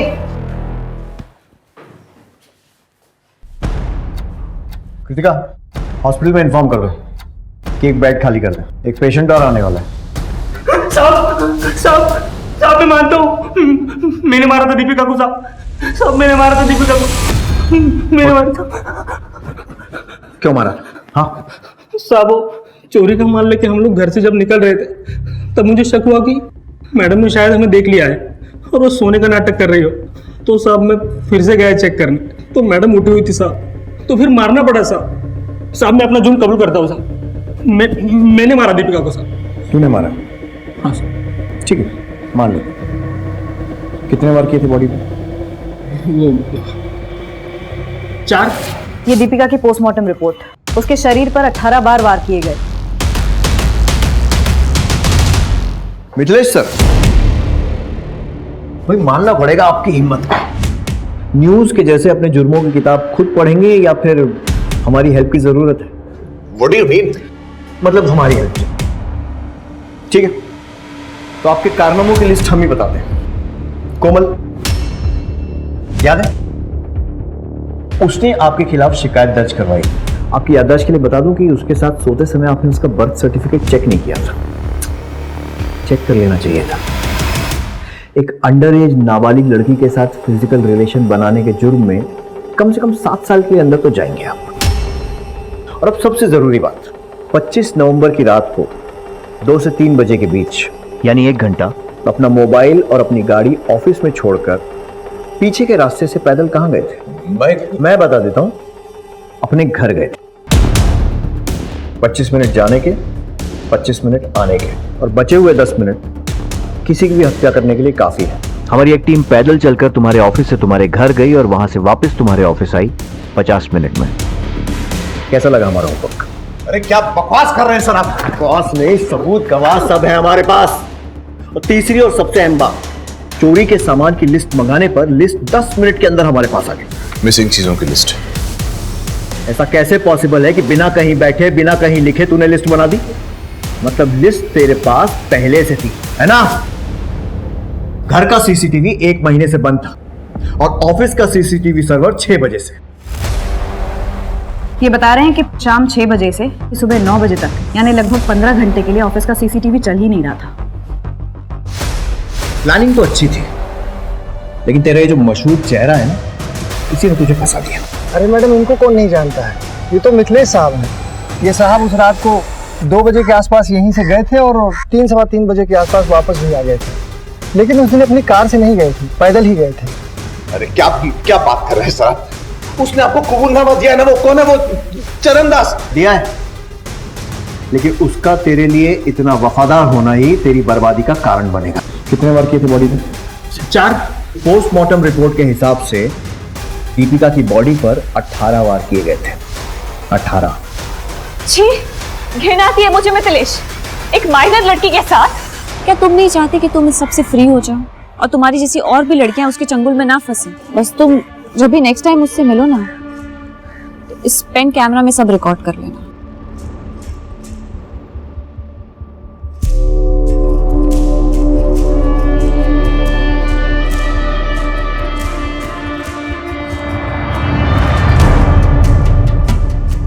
कल सुबह मैं तुम्हारा असली चेहरा सबके सामने लूंगी। स्टिंग ऑपरेशन तो तुमने दबा दिया था मिथिलेश, लेकिन ये न्यूज नहीं दबा पाओगे, क्योंकि ये न्यूज तुम्हारे नहीं किसी और के चैनल में चलेगी। पागल हो गई हो क्या? जानती भी हो क्या बकवास कर रही हो? अब बस बहुत हो गया मिथिलेश। मिथिलेश कुमार नाम का बोझ अब और नहीं सह सकती मैं। तुम्हारा नाम तुम्हें मुबारक हो। Good luck. दीपिका, दीपिका। और फिर मैंने हमारी मेड शांति के हस्बैंड को हायर किया, चरणदास, वो चोरी का ड्रामा करने के लिए। मैंने उससे कहा था 2-3 लोग और ले ले ताकि वो चोरों की टोली वाली फील आए। मैं ना पकड़ा जाऊं इसीलिए ऑफिस और घर के सीसीटीवी कैमरा को तो मैंने खुद ऑफ किया था। और सब प्लान के मुताबिक हुआ या नहीं, ये देखने जब मैं अपने घर आया तब चल काम हो गया। साहब मैंने चोरी तो कर ली, लेकिन दीपिका मैडम को नहीं मार पाया। क्या? बच्ची सोई साबुन के साथ, हमारा दिल नहीं मानता। वो कल सुबह उठ के बवाल मचाएगी, उसका क्या?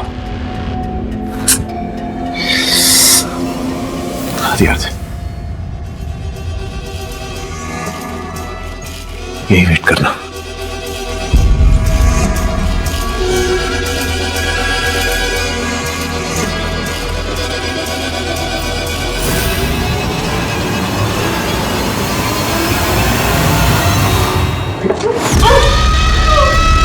अगर पकड़ा गया तो जुर्म कबूल कर लेना। याद रखना, इतने पैसे दूंगा कि 7 पुश्ते बैठ के खाएंगे बेटा, ठीक है ना? अगर रिलेशन पसंद नहीं था तो डाइवोर्स ले लेता, ये सब करने की क्या जरूरत? मैं मिथिलेश कुमार हूं सर, मिथिलेश कुमार। अगर डिवोर्स देता तो तगड़ी आलिमनी देनी पड़ती मुझे। मैं तो खुद चाह रहा था कि वो मुझे छोड़कर चली जाए, लेकिन वो गई नहीं। और अब तू जाएगा जेल की सलाखों के पीछे। दीपिका के कत्ल की साजिश उसके अपने ही पति ने रची थी। मिथिलेश ने एक पराई स्त्री और अपनी बुरी आदतों के कारण उस लड़की को अपने रास्ते से हटा दिया, जो कि ना सिर्फ उसकी एक पत्नी थी, एक मां थी, बल्कि एक होनहार पत्रकार थी, जो खुद इस समाज को एक बेहतर जगह बनाना चाहती थी। अब मैं अनूप सोनी आपसे विदा लेता हूं, फिर मुलाकात होगी क्राइम पेट्रोल सतर्क के ब्लैक हेडलाइंस अध्याय में एक और नए केस के साथ। और याद रखें, क्राइम और आपके बीच में सिर्फ इतना फर्क है कि आप कितने सतर्क हैं। सतर्क रहें, सुरक्षित रहें। जय हिंद। इस तरह के और भी एपिसोड देखने के लिए हमारे चैनल को सब्सक्राइब करें और बेल आइकन दबाना ना भूलें।